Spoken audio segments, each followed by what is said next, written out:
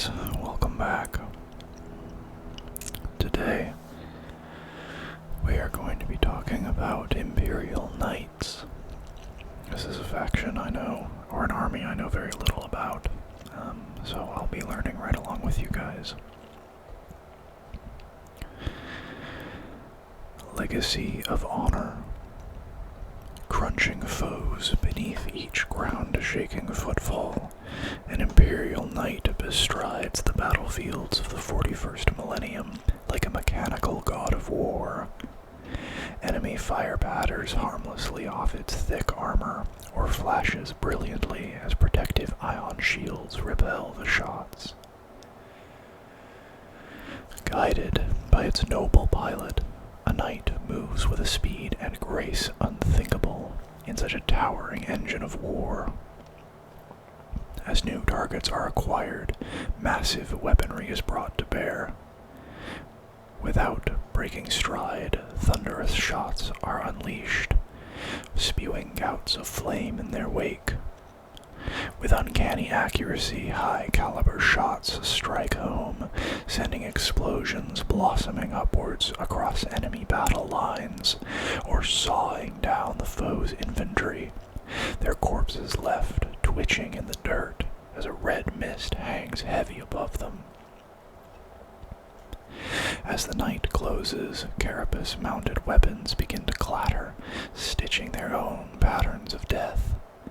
Should a foe prove worthy enough to survive all this, the armored giant will hurl itself into close combat, revving its servo motors to swing weapons of prodigious size. Such an awe-inspiring might can crumble bunkers or slice battle tanks in half with contemptuous ease. An Imperial Knight can single-handedly turn the tide of battle, yet the colossal walkers do not fight alone. At the clarion call of blaring horns, squadrons of knights adopt spearhead formations. The different marks of knight each wield different armaments, yet all work together in deadly unison. They fall upon the foe like an avalanche of armor, bringing to bear enough firepower to smash asunder enemy battalions or flatten entire hive cities.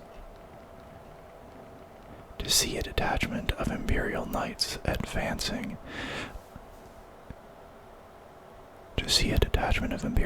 advancing line abreast is to behold firsthand the great glory of the Imperium.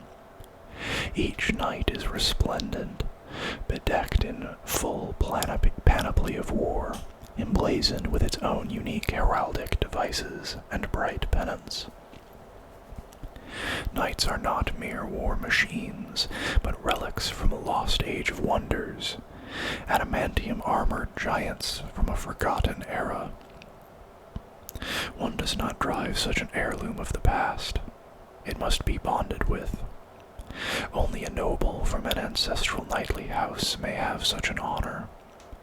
During a strange and terrible rite known as the Ritual of Becoming, the noble fuses his mind with the machine spirit of the knight, a union of flesh and metal. Only then can the noble truly occupy the throne mechanicum, the seat of control from which he uses his mind to command the towering knight. When the distinctive figure of a knight looms over the battlefield, their foes dread them above all other adversaries, save only Imperial Titans. The knight's reputation for heroic feats of destruction has been well earned, for they have been crushing the enemies of mankind underfoot since long before the coming of the Imperium.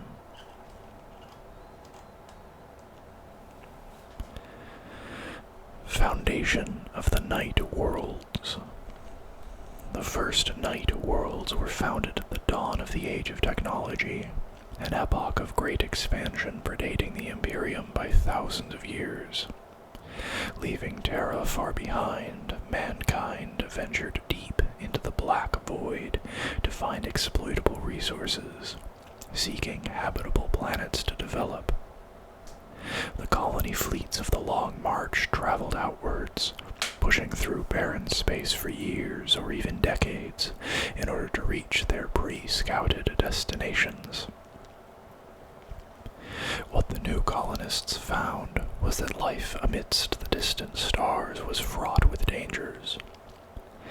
Often the planets upon which they settled were already inhabited, either by monstrous predatory beasts or xenos races that resented the invasion. With their transport craft cannibalized to build their first settlements, the colonists had no chance but to hold fast and confront each threat on their own. The settlers were equipped with standard template constructs, miracles of technology whose fragmentary remains are still highly sought after and prized to this day. Each standard template construct allowed the colonists to mass-produce a specific object flawlessly, without the need for skilled engineers. From domestic tools to weapons of war, the STCs created what the colonists needed to survive. It was these devices that first produced the towering bipedal exosuits known as Knights. A single pilot, specially augmented and trained, could control a Knight suit. A handful of Knights could protect a city, while dozens could safeguard a continent. They could stride unharmed through extreme environments and survive dangerous atmospherics, but, most importantly, the Knights were equipped for combat. The remote settlers used the Knights as their shield, sending them to war against indigenous alien populations.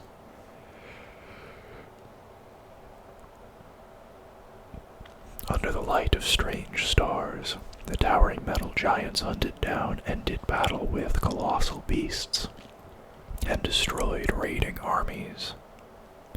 With blade and cannon, the Knight suits proved all but unstoppable, the mailed fist of interstellar human colonization. Slowly, the realms began to prosper. What the colonists did not know, however, was that the machinery that allowed each Knight's pilot to bond with his war machine also had mind-altering properties. Strong notions of honor and duty, nobility and fealty were implanted deep within the psyches of any who piloted a Knight. These pilots grew in stature and import, for they were bold warrior leaders, born, it seemed, to be champions of their people. Within years they were in control, a ruling class that headed their own culture, their noble houses sworn to the defense of their home world. But then came the blackest era that mankind had ever suffered, the Long Night, an epoch that would later be known as the Age of Strife. Disaster and rediscovery. The excesses of the age of technology came at a high cost. The exponential advances helped to bring about a series of disasters that swept the galaxy. Thinking machines rebelled against their masters.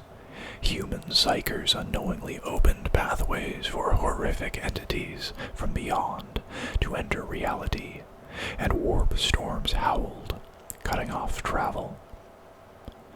Once thriving colonies became hellish traps where demons frolicked. Across the galaxy, mankind was engulfed by terrors. A high proportion of the Knight worlds withstood the cataclysm. The Knights themselves offered matchless protection, but an innate conservatism of their leaders had also insulated those planets. The draconian rule of their masters meant new technology had been eschewed, and psychers persecuted. So as the lights went out across the galaxy, the Knight worlds shored up defenses, stoked their watchfires, and continued as they had for hundreds of years. As those centuries of isolation turned to millennia, The warrior aristocracy of the knightly houses ruled over neo-feudal societies. The knights defended their lands but were ever intolerant to change, so their worlds grew backwards and insular, the citizens becoming superstitious and stifled by tradition. It would be nearly 5,000 years before the Great Crusade, the newborn Imperium's massive campaign to reclaim mankind's long-lost colonies, rediscovered the Night Worlds. Many factions of the Emperor's faithful vied to assimilate the Night Worlds, for they promised a rich bounty of archaeotech and unexploited resources. The Mechanicum of Mars craved the SDCs more than any others, pursuing alliances with unmatched fervor. All the Night Worlds began trading with the Mechanicum, but some knightly houses met the entreaties of the tech priests more willingly. Often, the priesthood of Mars found their way into diplomatic relations with knightly houses by bonding with their artisan castes of craftsmen and armorers. For millennia, these workers had kept the complex knights running, repairing battle damage and lavishing what care they could upon the mighty machines. Yet time and battle had levied a high toll, with few of the machines working at anywhere near peak proficiency. These workers, called sacristans by the Mechanicum, were taken to Mars to be properly trained, and there they were indoctrinated into the secrets known only by the tech priests. Vastly improved repairs and supplies of rare replacement parts cemented those growing bonds. Forge worlds were twinned with night worlds, each supporting the other. As the many different night worlds grew aware of each other, new rivalries were sparked, for they were all proud warriors of great military pedigree. The many battles of the Great Crusade provided ample theaters for the towering battle engines to demonstrate their martial prowess.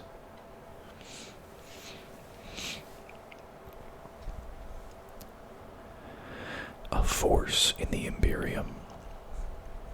After millennia of isolation and battles untold, each of the Night Worlds brought its own unique heritage to the Imperium, a rich tapestry of heroic tales and legendary deeds. Regardless of the influence of their allies, the many different knightly houses each remained protectors of their own ancient customs and archaic rites. Even during the Great Crusade, the nobles never welcomed the Imperium or the Adeptus Mechanicus as saviors, for in their own minds it was not they that needed saving. Since then, the knights have time and again answered the call of war to aid mankind, serving the Imperium with duty and honor. Despite this, their headstrong and independent ways have caused much frustration amongst their allies. A great deal of the Imperium's initial vexation with the Night Worlds arose from their feudal rulership. All of the nobles on a Night World owed their allegiance to a knightly house, each a self-contained organization ruled by a single leader. He was typically called a High King, but on different planets he may be known as Ritter or Patriarch, while those Night Worlds most closely aligned with the Adeptus concepts. Sometimes the ruler of a knightly house would come from the same family for generation after generation, but more often than not, the death of an incumbent leader would herald a period of political maneuvering, or even outright warfare, until a new ruler was selected. As the Imperium spent much time negotiating with each knightly house, painfully learning of their outdated protocols, such changes were not welcomed, for they were forced to repeat the entire process. When the first knights joined the Imperium, the Imperial commanders who treated with them, loathed the officious ceremonies and formal language used confused by their new comrades. They warmed quickly, however, when they witnessed the knights wade into combat, crushing foes with each powerful stride. Upon learning that knights could smash open enemy armor with the same ease with which they cracked open enemy battle lines, the long rituals became far easier for Imperial forces to endure.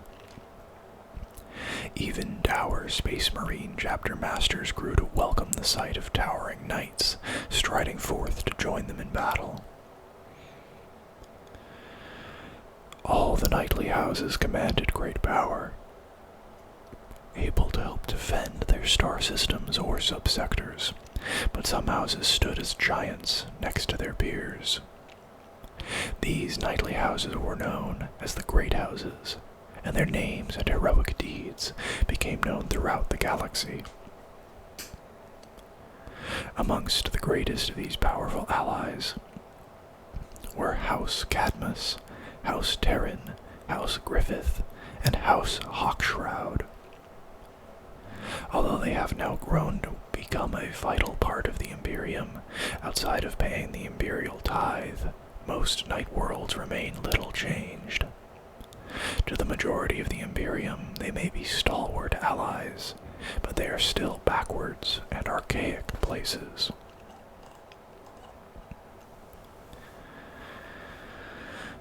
The Throne Mechanicum. Knights are not mere suits of armor or engines of war. Each is a relic from a long-lost age of technological wonder. A noble does not drive a knight, he merges with it. Using interface sockets surgically inserted into his brain, the noble is wired into the control platform known as the Throne Mechanicum. Once a pilot is plugged into his knight during the ritual of becoming, the throne allows his own thought patterns to control the machine's movements. In return, the noble receives sensory feedback from the knight, allowing him to move with a fluid grace that only the war machines of the Eldar can best. The noble imprints his own personality upon the Throne Mechanicum, traits that echo and are exaggerated in the machine, often lasting long after the noble has died. However, the mind-link technology also directly affects the psyche of the noble himself, implanting strong, positive associations with notions of fealty, obligation, and hierarchy, as well as a deep respect for the noble's ancestors.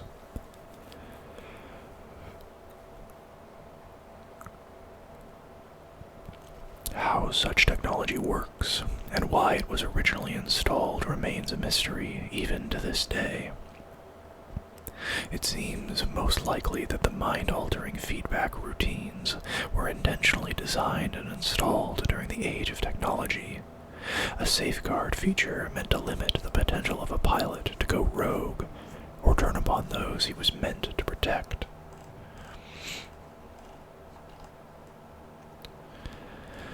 Night Worlds.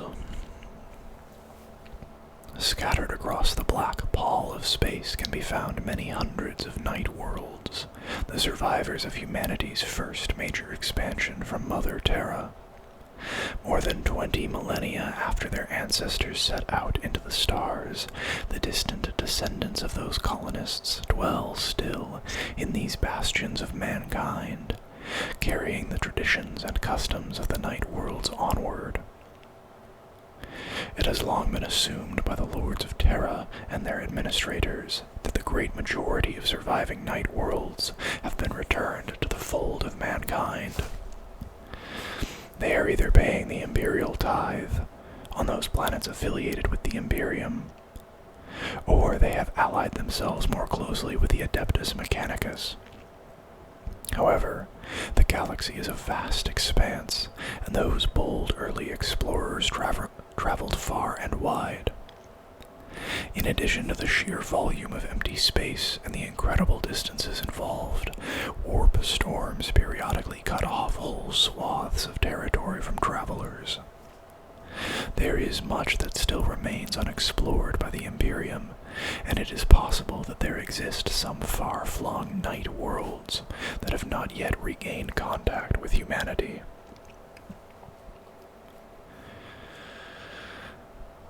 Night worlds were founded on an incredibly diverse range of planets, from enormous planetary bodies encompassing many climates to smaller home worlds barely larger than an average moon.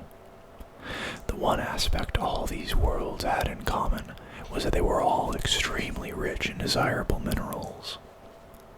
Alongside the awesome military might of the knightly houses, it was this wealth of resources that attracted so much attention from the Imperium.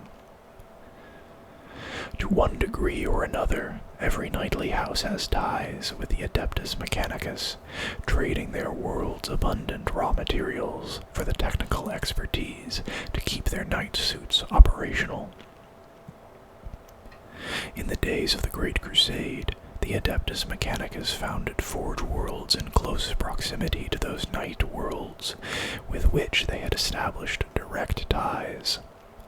Thus, the two planets would benefit from mutual protection, and the Adeptus Mechanicus could better harvest the wealth of natural resources their new allies represented.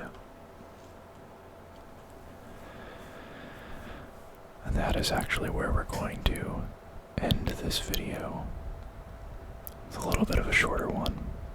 I hope you guys enjoyed it. If you did, please consider liking the video and subscribing to the channel.